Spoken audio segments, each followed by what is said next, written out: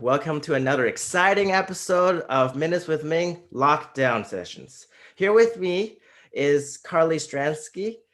She's a colleague of mine from University of Waterloo, and we just recently got reacquainted with our love of EVs and mining and stuff. So welcome, Carlie. Tell me a little bit about yourselves and to the audience, please. Hi, Ming. Thank you. So as Ming said, my name's Carlie, and I did my undergrad at University of Waterloo. I'm originally from Timmins, Ontario, and I kind of sort of got into the mining industry because it's always been part of my family, more so on my dad's side. So growing up in Timmins and having family always in mining, that kind of kept that within my bubble of always being exposed to it. And once I did my undergrad at Waterloo, I did a co-op with a mining company, a Canadian mining company, but it was located in Russia. So I was an ecologist there for a co-op. So it was only for 4 months. And then once that was done, I continued my education because it was co-op, right? That 4 months on, 4 months off life, which you know about. Yes. Yeah. So once that was done, when I graduated, they offered me the job again. So I went back until I wanted to do my master's. So I did my master's at Laurentian University in Sudbury, where we were just talking, where you spent some time as well. Yes.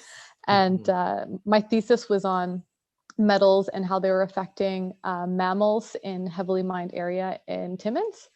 So that also kind of was mining based a little bit. And that was really interesting and kind of got me connected to a bit more of a broader mining network. And as opposed to just working for the same company, I was stakeholders involved in my thesis were a lot of other mining companies as well. So that was really fun to work with. And then after that, I went back to the other company that I was originally working for, but based out of Toronto as their sustainability analyst.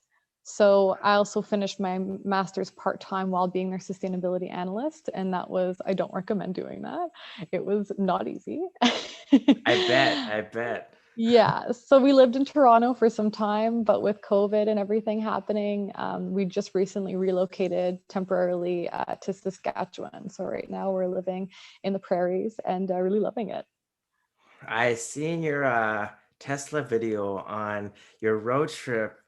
It was pretty exciting, actually, like carrying like 2 dogs and like a kid and your husband on a cross-country trip. It's pretty exciting. Like I've seen, like if you want to see the whole thing, like I'm sure Carlie have the clips on Instagram or something. Yeah, it's saved under my highlight reel, so you can see it there. It was definitely a wild trip. It thankfully it had a lot of storage, so we were able to carry a lot of our things with us. And the weather was really nice for a good chunk of the drive, which was very convenient. But once we got to Winnipeg, the drive from Winnipeg to Regina, it was minus 30s, 40s, and with the wind at sometimes it was almost minus 50s. Wow. And that was putting, the electric vehicle to a real test. And with a baby, it was a little scary. Yes, especially when you had the the heater scare when you were in Sudbury.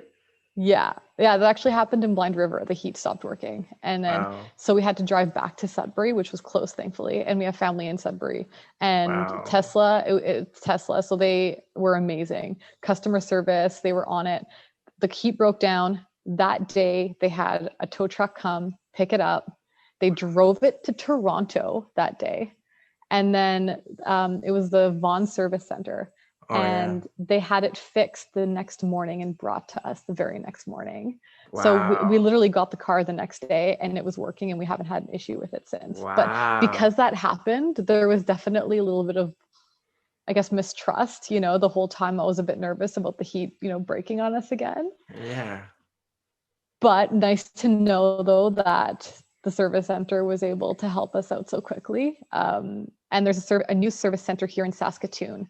So if it does happen, at least there's a close place to get that checked out. But yeah, it was a wild trip and I'm really glad we did it. And it was a lot of fun and a really good way to test out the vehicle. Oh my goodness. Like I've seen them like that -50. It's like Alaska testing weather for Sudbury cars and stuff. Like that was intense. Like really intense. It was. Mm-hmm. Yeah, yeah. Yeah. And I mean, we had to charge a lot more. So that was expected. And thankfully, they have the superchargers spaced out so close together along the Trans-Canada Highway that we weren't even concerned about not making it to another charging station. So that was really good. I'm really happy that they planned ahead Yes. when they were, planning out where they were going to put the superchargers. You can't get that with Ford because they still use the what's it called? The the Petro Canada EV charging stations. Yeah. Yeah. We were talking about that actually. Like if you're going to have like a full EV vehicle, it's not Tesla. Yeah. Like how do you do a big road trip like that right now? I just don't Mm-hmm. know. I haven't looked into it. So Mm-hmm. don't Me take this, neither. in stone. But like if you were to, like have a full EV vehicle, it's not Tesla. Like how do you travel that far of a distance and charge that quickly? Superchargers charge very quickly, whereas the EV vehicles, I don't think they charge as quickly. So yeah, I think it'd be really challenging, but I'm not sure. I could be wrong. I have Yeah. no idea. But then when you think about it, the one of the most important thing is the EV electric battery. And we need a lot of natural resources on that. So like to me, it's like we need a lot of mining and lithium and stuff. So that gets back to your job working at mines. How does raw materials affect the lagging indicators of EV production? And also, what does sustainable mining means to you? Yeah, sustainable mining, I think you can look at it through three different angles. So there's sustainability at a community level, at an environmental level, and at an economic level. So you want to make sure if you want to have sustainable mining, you want to make sure that there's a minimization and negative effects at those three different levels, right? So environmental level, making sure that you're not degrading the environment, and that when you do go into restoration phase, once you're done mining, that you restore the natural area to what it was or even better than where you picked up. Social level, how are you impacting your host community and your host country? Are you offering education to the people who live nearby? Are you offering help in places where they might need help? And are you just a positive impact on their community and culture? And then economic level too, same thing. Are you hiring people from that area? Are you putting money back into where you're located? I think that's a really important thing, as opposed to just, mining a place's resources and not giving them anything back. And making sure that you can run a full operation and not go bankrupt and not being able to remediate or restore the area that you're in because you don't have any money left over. Yeah. Right. So yeah, I think sustainable mining it's one term, but it's a very deep term. And I mean, I could talk about what sustainable mining is for a very long time. Yeah, I But know. in a nutshell, that's kind of Mhm. what I see it as. What I find that we should, in terms of sustainable mining, from what I've been researching, there's a lot of interesting technological innovations from the sustainable mining sector. One is Tesla is building literally a lithium mining plant in Nevada desert, where they just literally mining lithium salt, and then they take it out of the ground and then put it back in. So this is like a brand new lithium mining in the desert of Nevada. Wow. So they're trying. Well, it's first of all, it's in the middle of nowhere. Two, um, you're literally scooping and putting it back to as natural as possible, and they're using normal table salt to extract the lithium from the brine per se. Yeah. Uh, which is more sustainable, more like using normal table salt than any other reagents. It's to me, it's more sustainable than during use of like leachate, or like how you track Sure. like silver and lead Yeah. from. So to me, but yes, we're comparing. apples to oranges here, but that's just an example of using more natural uh, reagents to get the best out of mining, but also um, be sustainable in the future and stuff. That's interesting. I didn't hear about that. I'd be interested to see what their water consumption is, because that's like a big, I think, area of weakness in lithium mining is how much water they use when they're mining it. So Oh I wonder yeah. what that. I haven't looked into this Nevada Mm-hmm. mine that you're talking about, so now I have It's something to look into after this call. yes, like especially in Peru, they use a lot of water. Yeah. It's like 75 tons of brine to get 1 kilogram of lithium, which is super inefficient, but Peru is one of the most at the moment one of the richest lithium deposits in the world. But Canada might have another way. So Yeah. I know about that, but let's just say, like, to me, like, in terms of sustainable mining, you need to attack every single area of the mining process in my opinion, to be sustainable. Like, Mhm. as you said, from the stakeholders to the economics to the extraction process. Mhm. If we can find a way to extract natural minerals in a very economic safe way without, let's say, blasting per se, or using a lot of chemicals to leachate out the minerals per se that we actually need, that might be a good way to,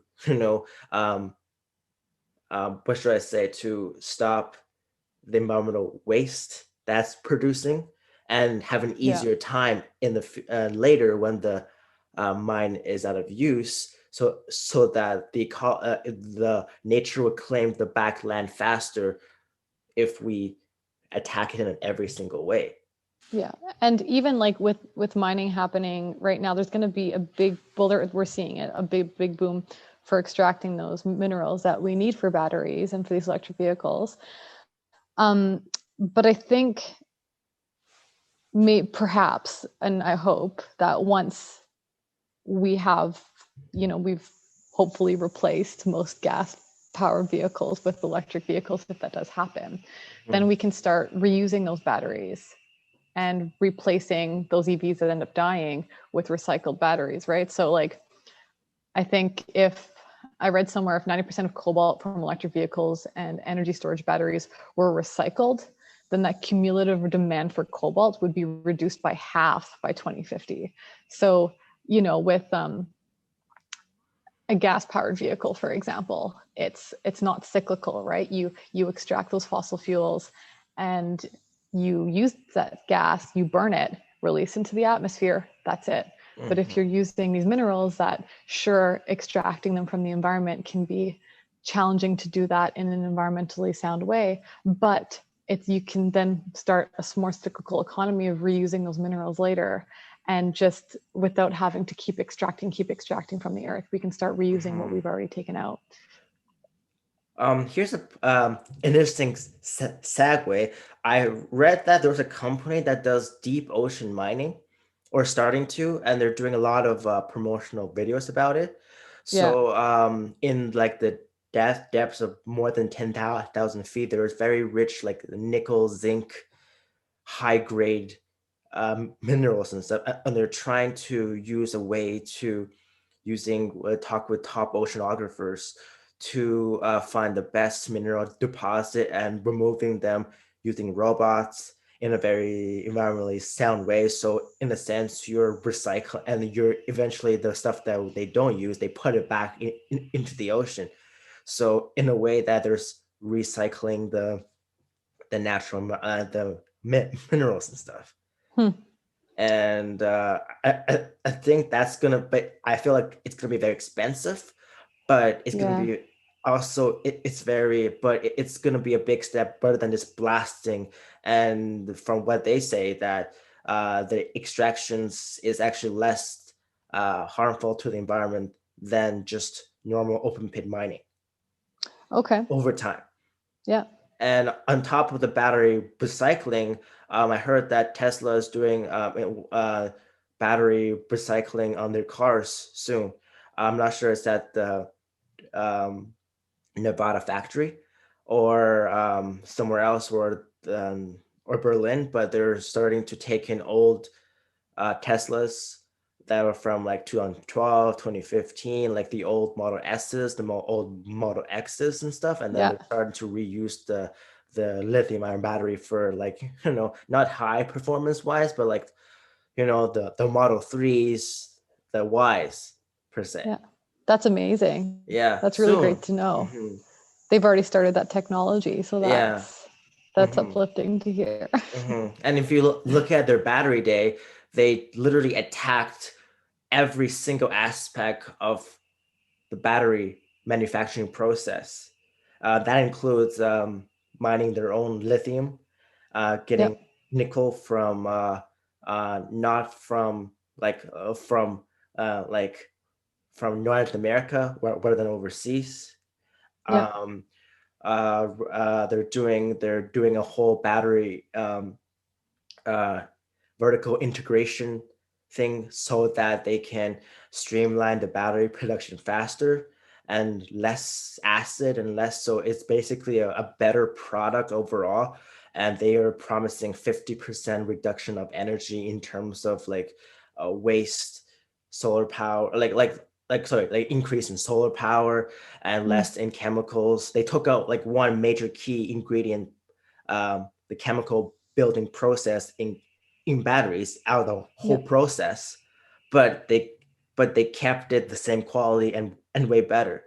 And I'm like, wow, that's quite amazing. If they can scale that up, then the dream of that will definitely accelerate the this change to sustainable energy over time. 100%. Yeah, there's still a long way to go, like a Yeah. very long way to go.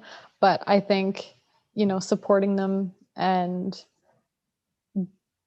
learning more and increasing the sort of research and innovation in this area can really help in getting to where we want to be. Like right Hmm. now it's still not perfect, but we're Hmm. getting closer. Well, like here's some like Canadian news, like Valet, like Sabri, the OG Valet, is starting to talk with Tesla about increasing nickel production. Like we talked about it before and stuff, Yeah. and it's Yeah. and Yeah. it's really interesting how nickel prices are going to increase over time, right? So Yeah. the valuable of nickel and as we're all Canadians, is very important because it's Canadian made, right? So it's a lot of pride to Yeah. that and stuff. And like it's just, I know that Vale is doing a lot better in terms of sustainability, but it still has a long way to go in terms of waste. Because if you drive to Azilda, you can still see the tailings pond. Yeah. Yeah. So It's a I'm big like, operation there. yeah, it's a big operation. I heard that they're gonna cancel their smokestacks. Yeah, well, they're talking about if they should take them down or keep them up Oh my god. because people have been complaining that it's a bit of an eyesore, but a lot of people are saying no, this is part of the identity of Sudbury, which I think is Yes. hilarious. Yes. Yeah, yeah, but yeah, I mean, yeah, there's still a lot to go, and honestly, having more operations in Canada, I think would be great because we have some pretty decent environmental legislation to make sure that our mining impacts aren't detrimental to the environment. Hmm. There's still lots of room for improvement, but I would think mining in Canada would probably be a lot more sustainable than mining in the DRC. Oh yeah. So, Canada is one of the few countries that has almost all of the elements to produce a lithium ion battery for electric vehicles.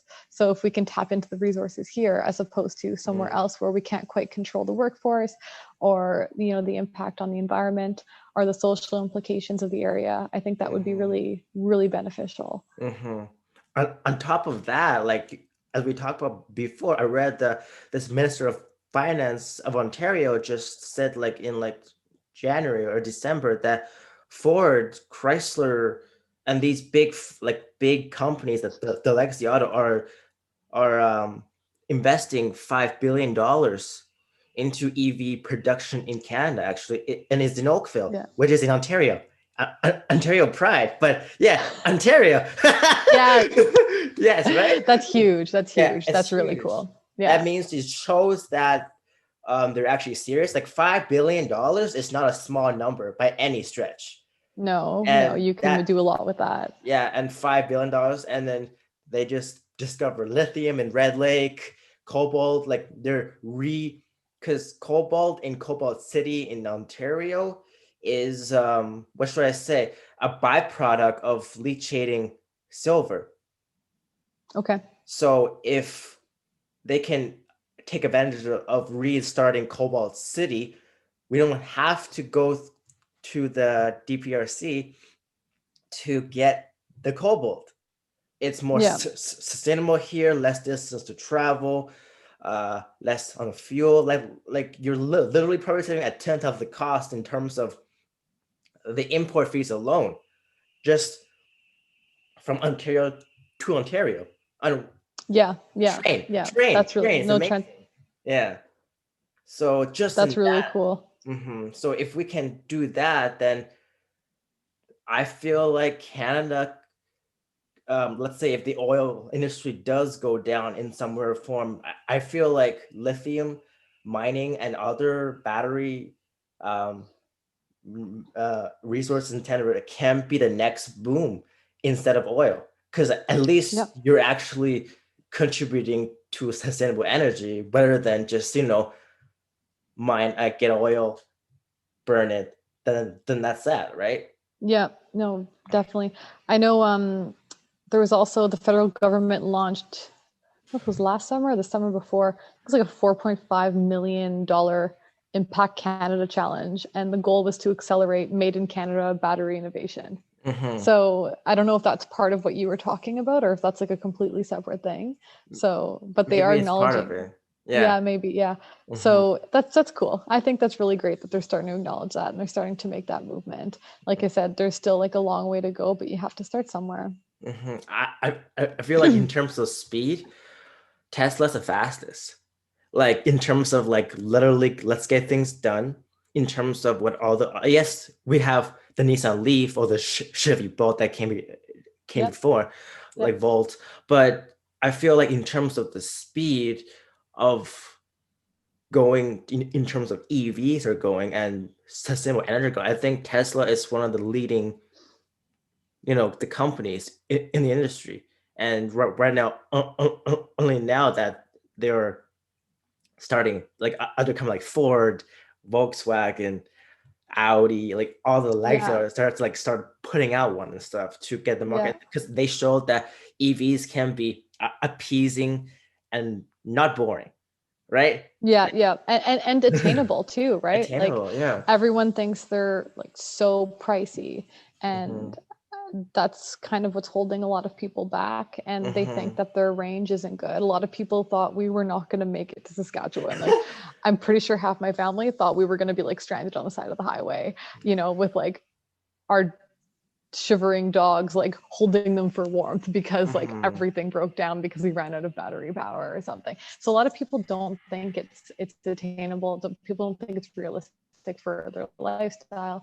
And in some places that could be true. Hmm. Like going from Winnipeg to Regina and having to charge almost every hour when it was -40, -50. Yeah, that's not realistic. Because if I'm gonna be taking, I have a Model Y. If I'm gonna take my Model Y to work, let's say like right now we're in Lumsden, I'm 20 minutes to Regina. If I'm working in Regina and it's a really cold day and then, driving to work and then I have it sitting in the parking lot all day Hmm. and then I still have to have enough battery range to come back after it's been sitting in -40, that might not happen if I'm That's, not able to plug in yeah, somewhere, because the right? cold is literally sipping battery, like literally, Yeah, like not even sipping, like gouging battery life over time. Like I own a Model 3. yeah, I know that it's just sipping battery. Like if you don't plug it in, it just sips because it yeah, needs to warm up the components in the car, like like like the heat pump or something, like the instruments, right? So that yeah, sips over time. And if yeah. you really No, think about absolutely. It's like having your cell phone in the cold, right? Your it, cell phone's going to yeah, die quicker. yeah, So it's like, the same thing.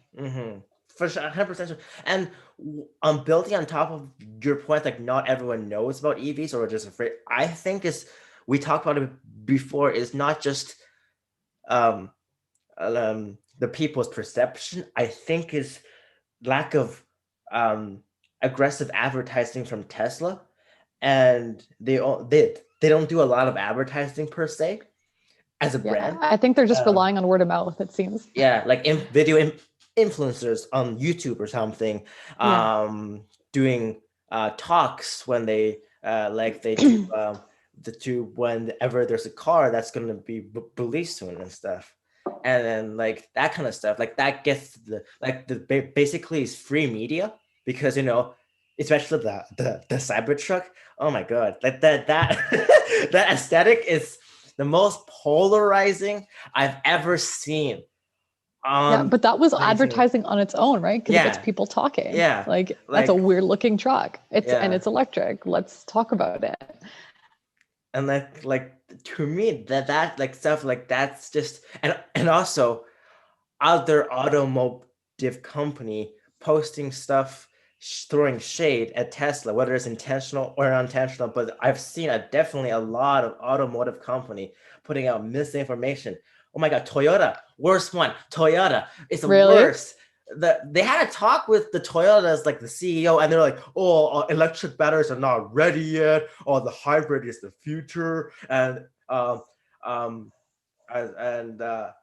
hydrogen fuel cells it's the future and stuff." Yeah, yeah. You understand some points, but he threw a lot of misinformation out there that it even made Elon, because he was right there with him. Oh, awkward. Okay. It made him super awkward in terms of like an actual talk and stuff.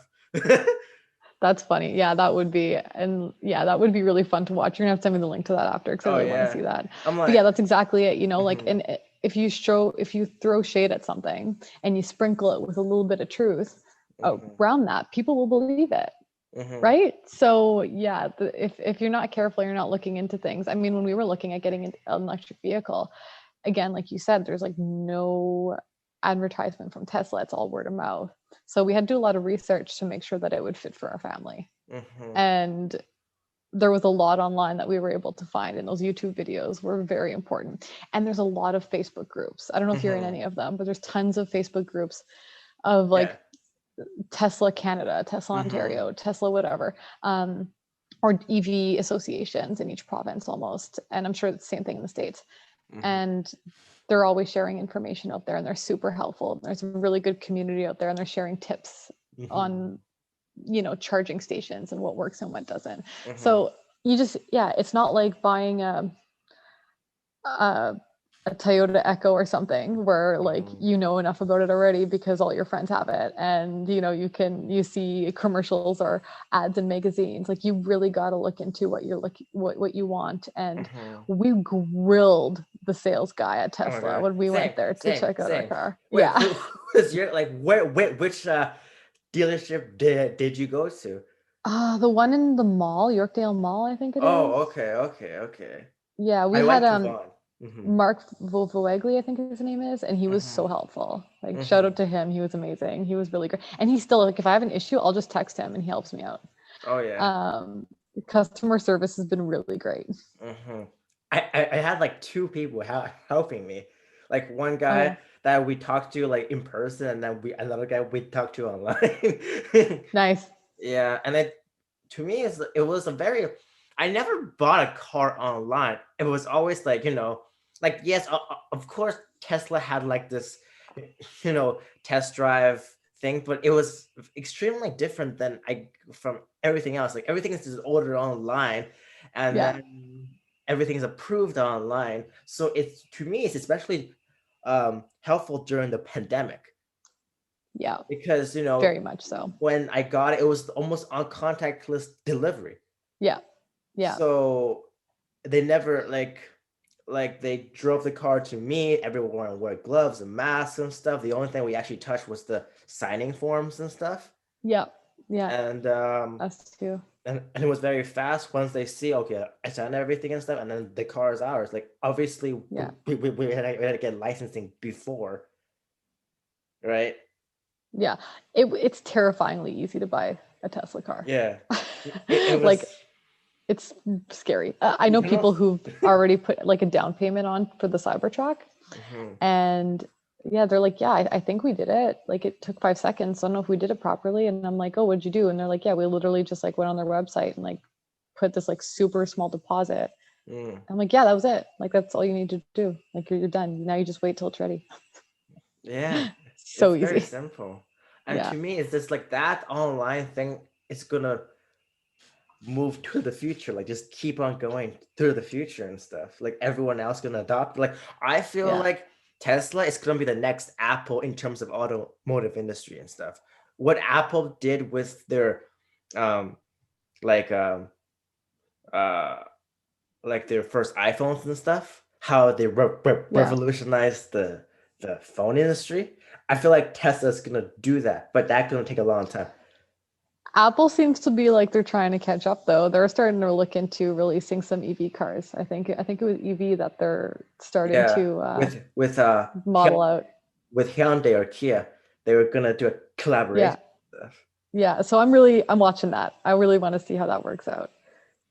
Ah, to me, it's like Apple. I feel like 2024 is a good date for them because only right now in 2020, EV sales has started like accelerate, right? So Yeah. like I feel like Apple is playing what I say call the smart waiting game, waiting until the battery tech at 2024 is going to be cheap, more cheap enough to be Yeah. profitable for them so that they can get a bigger margin. Yeah. Yeah. Yeah, that's a good point. And the word will be out there. People might not be so hesitant about electric vehicles at that point either. So That's the we'll future, I see. guess. But I find out that even though we talk a lot about good about electric vehicles, and I feel like we should also point out some of the disadvantage too, like climate, like what you talk about the -50, the 40 in Regina and stuff. That's not a good not a good but a battery for the battery, right? For Yeah. the longevity of the battery and stuff. That's one. Yeah. Hmm. It's a huge setback. Yeah. And then two is just how the what should I say um, the source of where you get the electricity from. That's number Hmm. two. Yeah. And if we're in Canada, we might, here in Ontario, we might get lucky with nuclear. Hmm. But from most I've seen is natural gas. Yeah. Yeah. Or if you're using like coal, Yeah. if your grid's on coal, okay, Oh my great. God. So you're powering it with coal, great. So Mhm. yeah, that's definitely a thing too, is if it's hard. It's hard. If you want an electric vehicle and your area is using coal for energy, what are you going to do? California, Um, California. yeah, so that's a really good point too, is where's your energy coming from? So when you're plugging in your car in your garage, what are you actually powering your car with? But I think like when we knew we needed a car, I Mm, think, that wasn't as big of a consideration because we just really want to start supporting the EV movement, yes, right? It still yes. has a long way to go, but we want to Hmm. get a jump in on it. We're the first people in our family and in our close like friend circle to have an electric vehicle. So getting one and showing everyone that, yeah, we can do it. Yeah, we can do this trip almost across the country. That has inspired a lot of people we know to start looking into it. So I think even if there are those challenges now and those issues now, being able to support that movement as opposed to buying something that's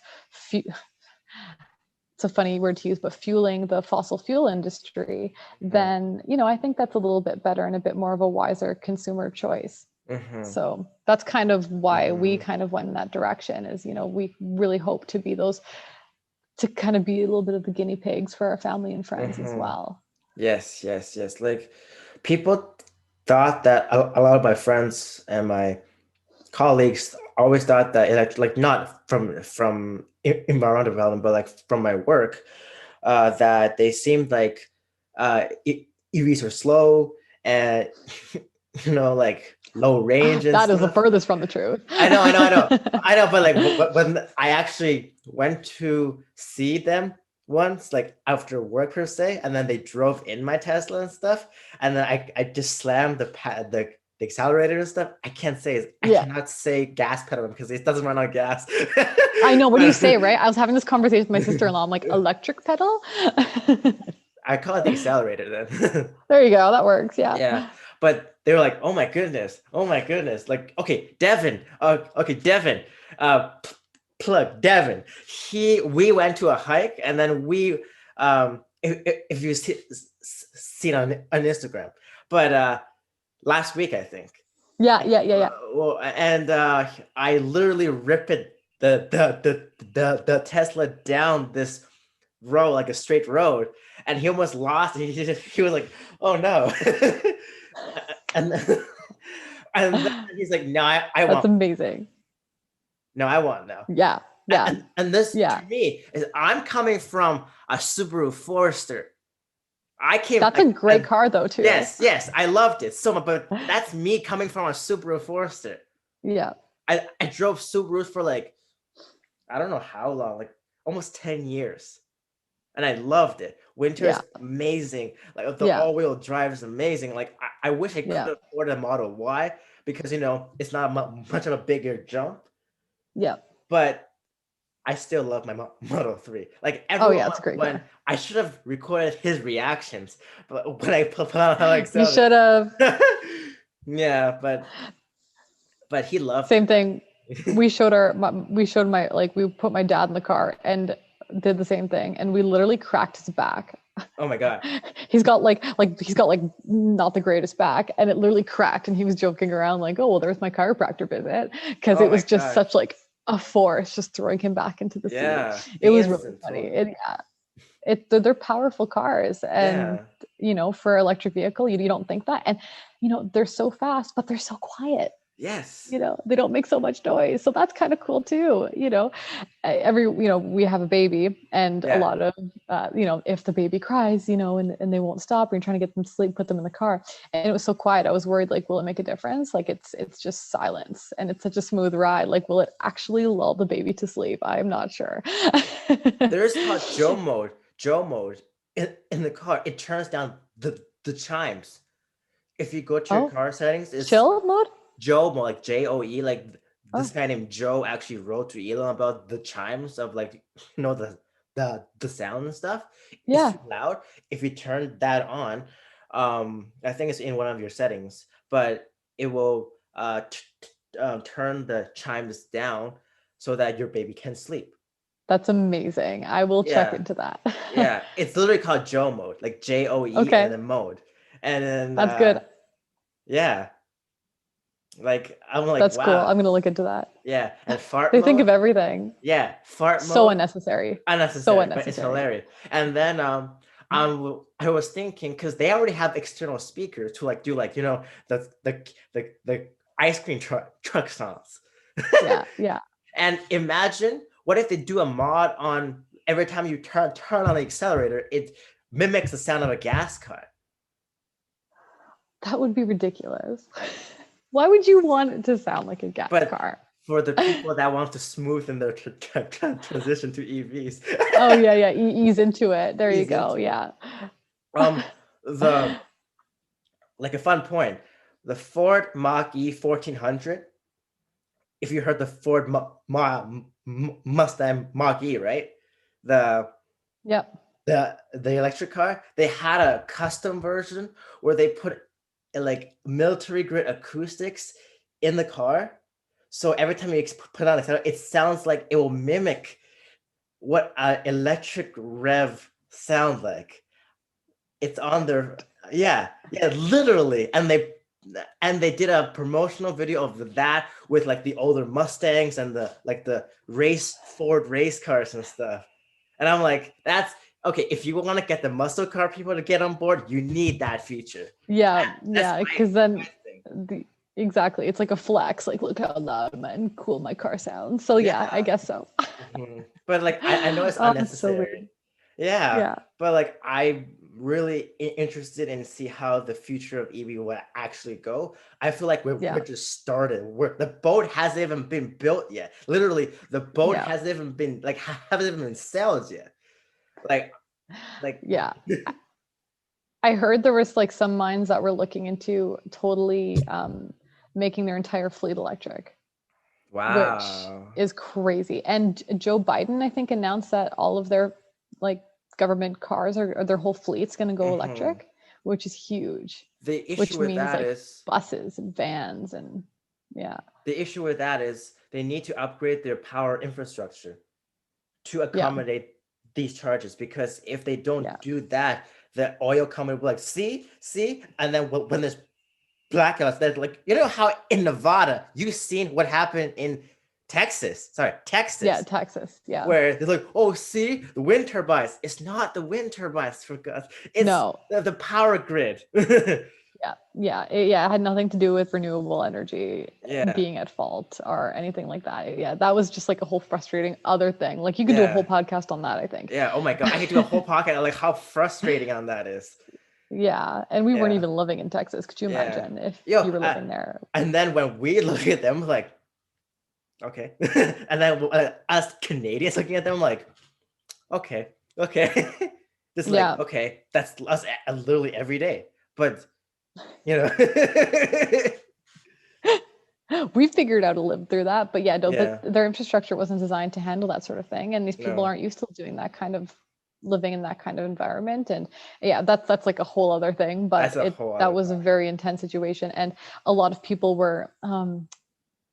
I saw this tweet, and it was like somebody saying like, "Haha," to all those EV cars out there right Yeah. now. Guess you can't charge. And then somebody else was like, you realize it takes electricity to pump your gas too, right?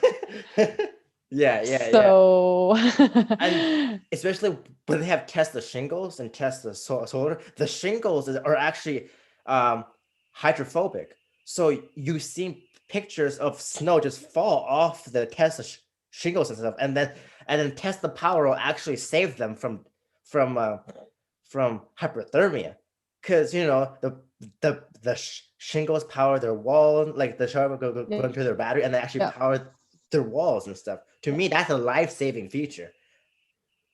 that's amazing. Yeah, no, Yeah. that's phenomenal. That's a really good feature to talk about. And also just like you when you have a lot of snow collecting on your roof, that's also not good for your house either. So if it's No. hydrophobic, it's also removing all that extra weight too. There were some houses that literally caved in, Yes. and that weren't doing well. So yeah, Hmm. there's yeah. I mean, just go Tesla. It's not even a question. Oh, and just We would just to love to do that. and just to be clear, none of us are sponsored by Tesla. No, We no, own their vehicles. Okay. we're just big fans. Yes, we're just huge Tesla nerds and stuff. And anyway, Yeah, um, one last point onto your thing. Canada is getting Tesla shingles end of this year. that's exciting. That's I very signed up exciting. to their newsletter. So as soon as they Nice. get it, but not with the Yeah, house I'm currently, but like in the future house that I really want to live in, like have kids in per se, have family per se, that's when yeah, I'll invest in Tesla shingles and stuff. But Barry's not gonna have any. To be honest, yes, it's like, yeah, I would like it, but I would really want to eventually to be all my energy input and output to be renewable. That includes yeah, building a yeah. small That would be nuclear reactor fusion reactor in my house. I'm just kidding. mad scientist style. All Yeah, right. but yeah, um, I guess we have to see what the future brings, right? And I guess Yeah. we're running out of time, but I've really enjoyed this podcast. I hope we do it Yeah. again, like I do it again in the future. Yeah, we definitely, I think, just touched a little bit on Yeah, sustainable mining and electric yeah. vehicles. There's so much more. There's But yeah, no, it was really, great to talk about it and nerd out with yeah, someone with it who yeah. actually, yeah, it's good. I really appreciate it. Yeah, so this is the end of the podcast, everybody. I hope you guys enjoy our talk about sustainable mining and EVs. Please go and add Carlie to your social media following. I'll post a link down below, and I'll connect and make sure you catch the next episode. Bye.